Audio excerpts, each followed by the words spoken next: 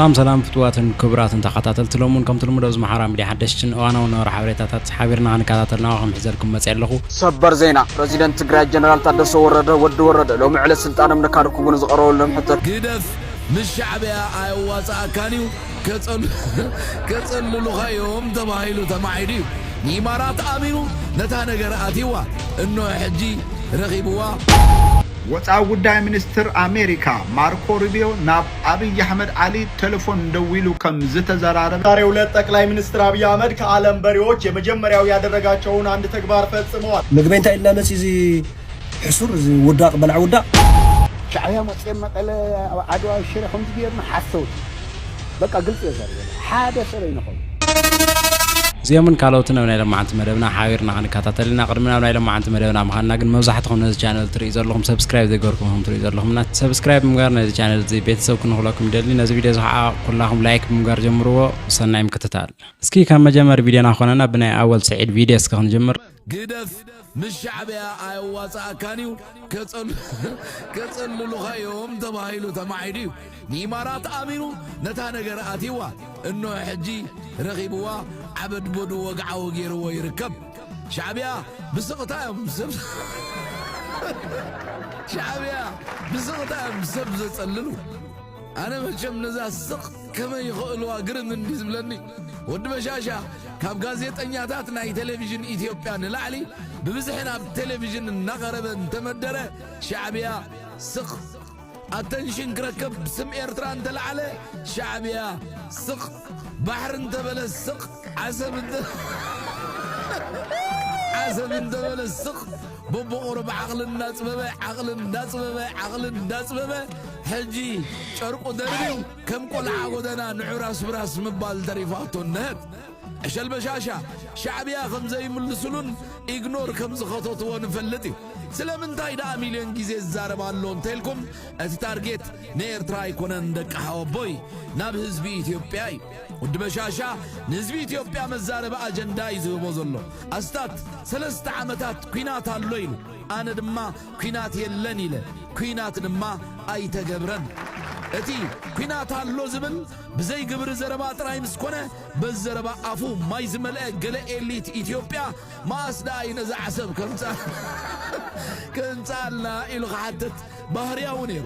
عسب زربا تراي كوينا مسترفت حجي مصوع كبل جميرو له دهريو دهلاك كبلك دهريو نابورت سودان سواكين النابلة سويز كانال بزيعو بوبي لغاتفي قتلوا أبو داي أفرق بحر 5 مقلتي هيبو For a nation like Ethiopia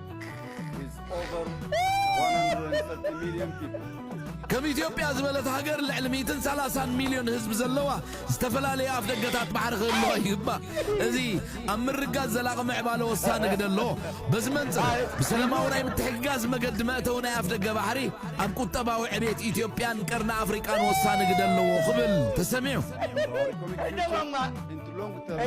stability and prosperity in the whole of Africa. سرعة بشاشة مريتا وحدنة الأولى ونتها قرات ستحس سرام مقلت بسفع خقاوح كريم ويب نوكلت زبي إثيوبيا زهابو من الزودة يتحاس كم إسرائيل نقوبوتات قولان زحزتو نحنا ونقيح بحرق نحزو لنا قبل وانت سمع نيرو السرام زربا صيل كازح اللي فايكونن نعسب بحيلي أكال إثيوبيا خقبرا زوقوسا وصوزلو نايكوينات أجندا أكالوي إذن ما أب تاريخ تمزقيبو له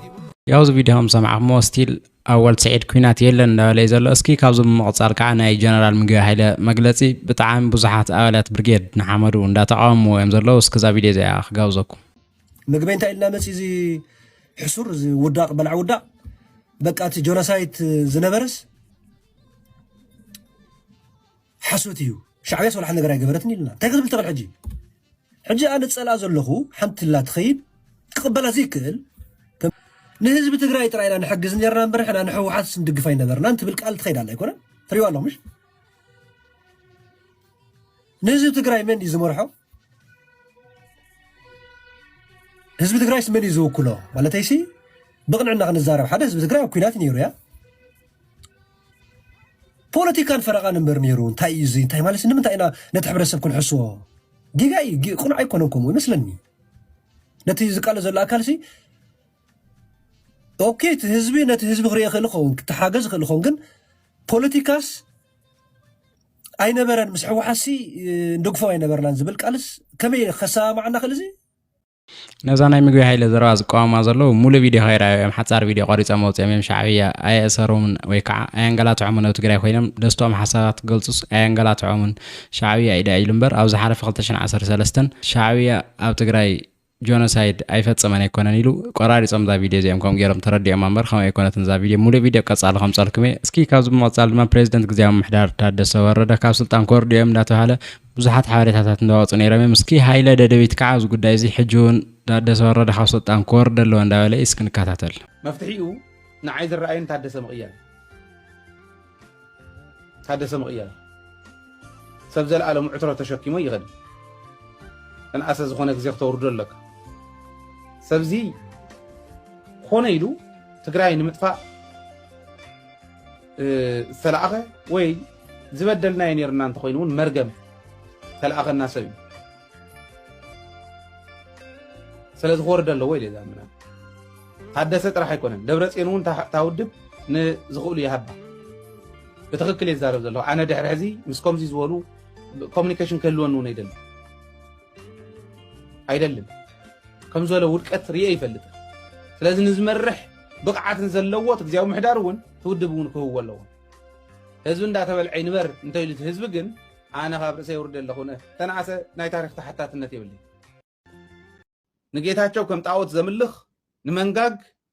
ከም ጣዖት ዘምልኽ እንድሕር ኮይኑ ወይ ደብረፅዮን ከም ጣዖት ዘምልኽ እንድሕር ኮይኑ ትድንቁርና ንሱ ቲፒኤልኤፍ ክፈርስ የብሉን ንብሎ TPLF ዝመስል ወይ TPLF ዝትክእ ፓርቲ ስለዘየለይ ምትኽኻ TPLF ባዕላ ተቃሊሳትሉ ዲሞክራሲያዊ መስርሕ እዩ ዲሞክራሲ ክህሉ ኣብ ትግራይ TPLF ተቃሊሳ ካብ TPLF ንላዕሊ ንናጽነት ተቃለሰ ፓርቲ ኣሎ ኣብ ትግራይ እዚ ክትሕድግዋ ኣይትኽእሉን TPLF ህወሓት ንናጽነት ህዝቢ ትግራይ ተቃሊሳ ንመሰል ዓርሰ ውሳነ ህዝቢ ትግራይ ተቃሊሳ መሰል ዓርሰ ውሳነ ህዝቢ ትግራይ ማለት ከዓ ህዝቢ ትግራይ ብዝመረጾ ማሕደር ዝብል እውን ዘለዎ ማለት እዩ እዚ ማለት እዩ ብዝመረጽናዮ ማሕደር ዝበለጸ ካብ TPLF እንተሃልዩ ክንመርጽ ናይ TPLF እውን ድሌት ኦፍ ኮርስ ከም ፓርቲ ንኽትምረጽ ኣይትጎይን ማለት ኣይኮነን ንቲዲኤፍን ሕወሓትን ዝምልከት ኮይኑ ነዞም ሕጂ ዝገልጾም ሰባት ብጥንቃቐ መነጽርኩም ኣጥሪኹም ክትርእይዎም ዘለኩም ሰባት እዮም ብዓቢኡ ናይ ሰራዊት ትግራይ ናይ ናዕቢ ኩነታት ንምምርማር እውን ክሕግዘኩም እዩ أسمات كزرزر الكمي أستوعلو تادسة ورده علم قبر واحد إيسياس تادسة حلاف بريزيدنت بيت صحفت تولد عنبب حلاف السلية يوم إزوم زغلس كلكم سبات تقراي بتنقاقه منت سراء سريا خطري يوم زلوا سبات يوم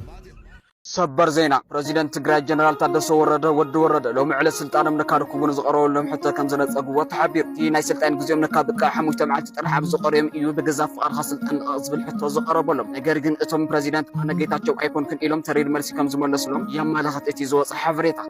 ወፃኢ ጉዳይ ሚኒስትር አሜሪካ ማርኮ ሩቢዮ ናብ አብይ አሕመድ አሊ ቴሌፎን ደዊሉ ከም ዝተዘራረበ ኣብ ናይ ወፃኢ ጉዳይ ሚኒስትር አሜሪካ ማሕበራዊ መራኸቢ